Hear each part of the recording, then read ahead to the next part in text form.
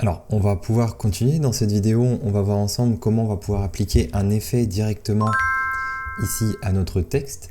Donc par exemple, je souhaite avoir un effet futuriste sans utiliser un template. Donc je vais repartir ici de mon texte ici et je vais ici utiliser le bouton effet. Alors, petit point rapide avant de reprendre le tutoriel. Si tu souhaites aller plus loin, nous avons ici sur espritacadémique.com des formations complètes et structurées, orientées pratiques sur tous les outils informatiques aujourd'hui qui existent sur le marché. Donc par exemple, ici, je vous laisse vous rendre sur le site espritacadémique.com. Dans nos formations, vous allez retrouver toutes les formations qui disposent d'un cours. Vous voyez ici, donc on a tout ce qui est intelligence artificielle, data, bureautique. On retrouve même tout ce qui est design, web et programmation.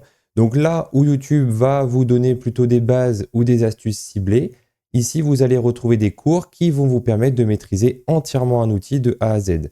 Donc par exemple ici, si je sélectionne alors ici Excel et donc la formation par exemple pour devenir autonome sur l'outil de A à Z, vous voyez ici que vous avez en fait toute une structure avec des chapitres et des leçons qui vont vous permettre donc sur l'outil de votre choix de maîtriser entièrement l'outil informatique. Donc n'hésite pas à aller jeter un coup d'œil au site espritacadémique.com et en ce moment, vous allez avoir moins 20% sur votre première commande.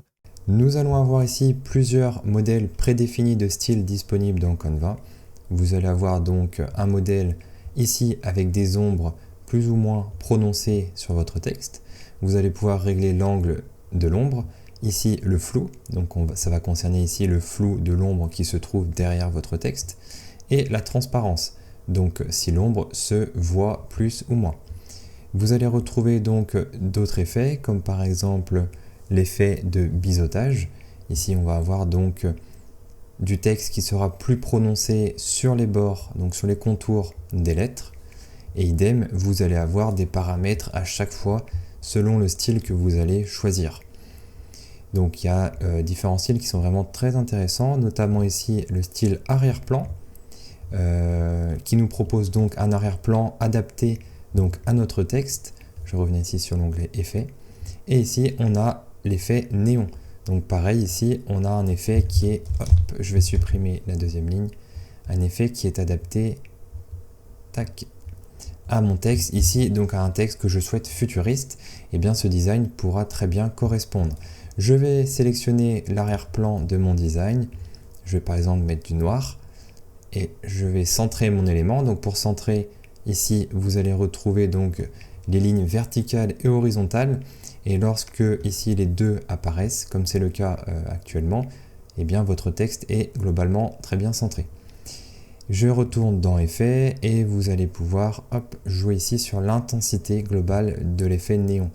Donc si je mets à 100, on va avoir un effet blanc étant donné que le néon sera totalement présent. Donc je vais diminuer un petit peu et alors attends, je vais revenir en arrière, voilà comme ceci.